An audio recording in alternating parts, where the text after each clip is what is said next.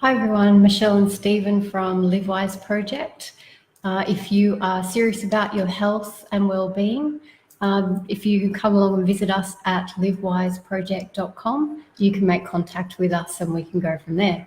Today, what we thought we would do is to share 5 strategies that we have found really helpful and the people that we help have found really helpful to help you to stay on track. So the first one is scheduling. So planning your training, planning your meals, etc. This is a way that you can show yourself that you're just as important as your work, your business, your family, by scheduling for the activities that will help you to maximize your health and well-being.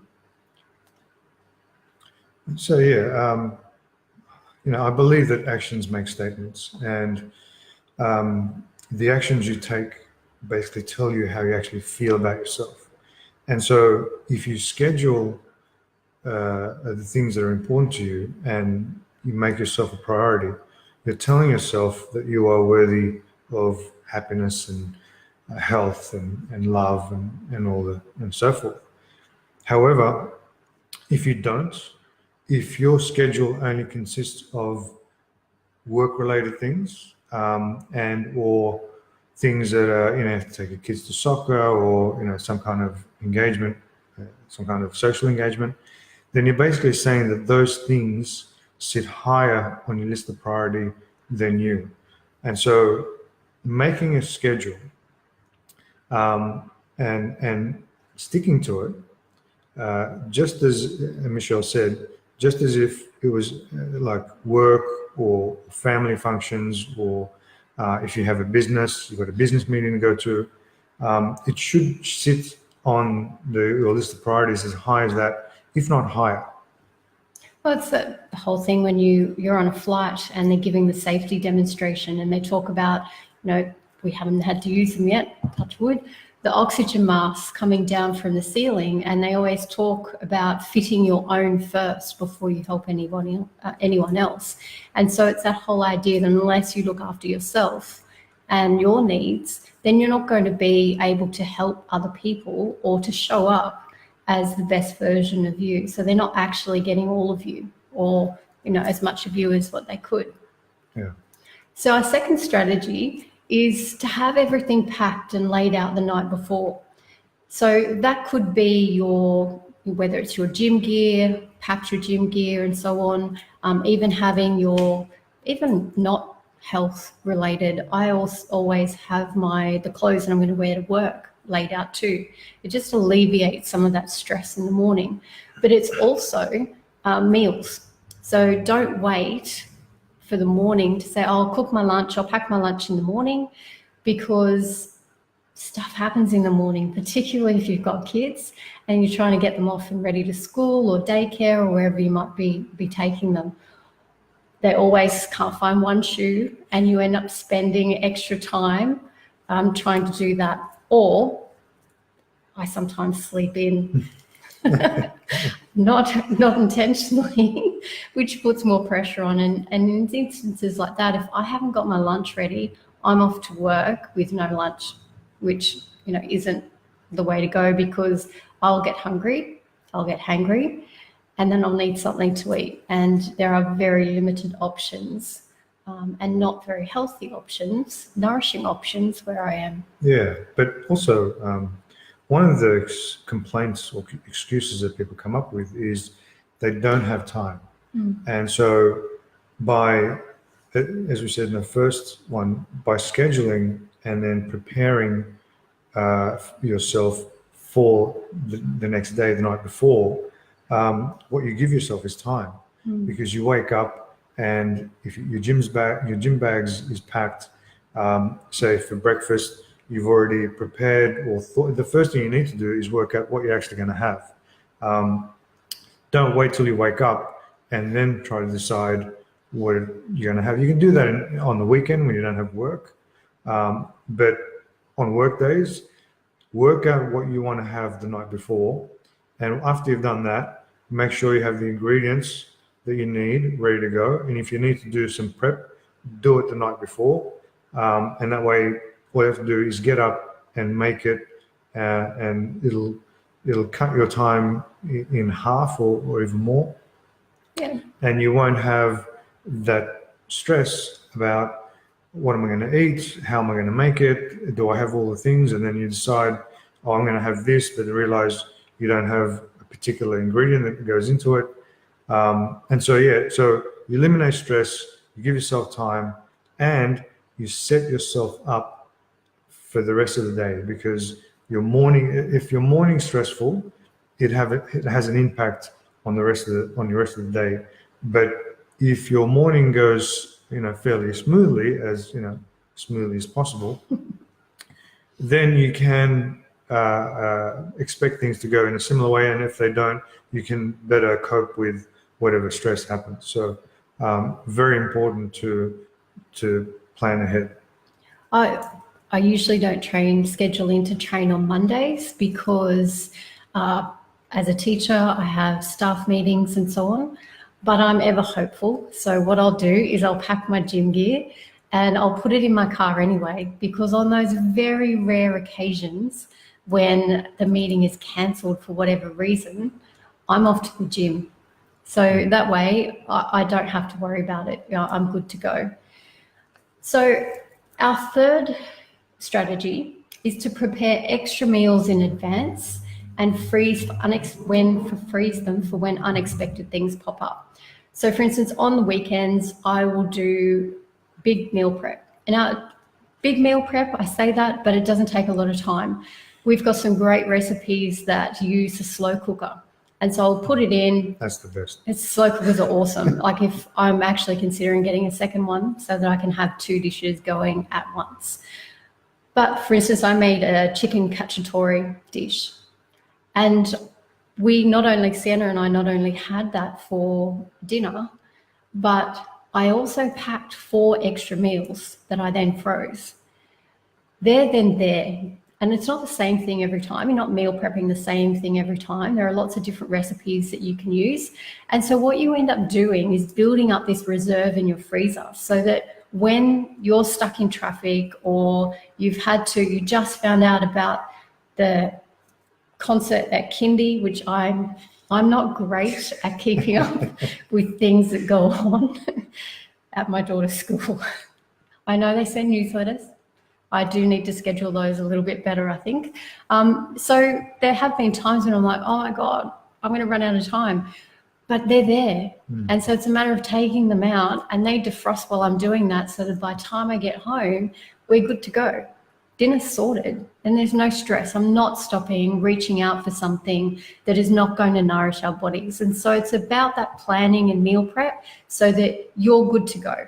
You build up a reserve. There are no excuses. There's variety in there as well. All I would do is just make a note on the top of your container in terms of what it is and the date that you prepared it. But otherwise, that's, in all honesty, as the primary person who cooks in our household, that's a game changer. I'm the primary person who eats, so it works well. It does, but it's a game changer because it alleviates a lot of stress when I know if for whatever reason there's food there and they're not going to starve, because he can get food out of the freezer and he can heat it up and they will be okay. But I mean, let's face it, hunger can cause you to make some crazy decisions about what you're going to eat, particularly if you don't have anything good ready to go. So you can make some really bad decisions. And if you haven't prepared something, then you're just going to grab whatever the nearest thing is, and because you're hungry and you just want to put something in your belly. And so the key is prepare to have some kind of food with you, even if you're going out and you don't know how long you're going to be. Just pack some food, whatever it is, throw in a bag or throw in your car. And so that way, when you get hungry, you don't search around for the nearest takeaway or some kind of garbage. Your food's there, you can eat it, and it's good for you. Okay, strategy number 4, be prepared for the mental chatter, and have a strategy ready to use have a strategy ready to use just so that you know how to cope with it and you don't end up giving into it. Yeah, absolutely. The thing is with the mind, a lot of people think that you can just switch it off, and so they spend a lot of energy and get stressed out about trying to slow the mind down and quieten the mind down. But what I'm telling you is that's you're just expending energy for nothing. Don't try and stop it. All you need to do is be aware that you're having these thoughts about your mind saying, listen, it's a bit late, you're about 20 minutes late. The gym's going to be busy, or whatever it is you're going to do. It might be hot, or it might be too cold, or whatever excuses your mind comes up with. All you need to do is understand that's going to happen, be prepared for it. And the next step is to re-anchor yourself within the vision that you had. So just take a minute and think about why you're taking these steps. What is it that you're actually trying to achieve? And it's not about looking a certain way. It's about feeling a certain way. You're not trying to go to the gym to fit in that dress or get in those pants or whatever it is, but you're going to the gym to release that energy, to strengthen the mind, and to feel good about yourself, both physically, mentally, and emotionally. And so if you're prepared for your mind to start to throw some excuses at you, you can then better cope with what's actually happening, rather than falling into the trap of saying, you know what, it is actually a bit late, or it is a bit cold, or it might be a little bit too hot, or I forgot my whatever bottle of water, or whatever it was. We can come up with some crazy excuses. So yeah, just be prepared. Have your strategy of re-anchoring yourself with the vision of why you're doing this and what you actually want to get out of it, and that will help you to overcome whatever excuses your mind's throwing at you. I also have a slightly different strategy for that. If I don't feel like going to the gym, I'll often tell myself, I'm just going to go and I'm just going to do one set.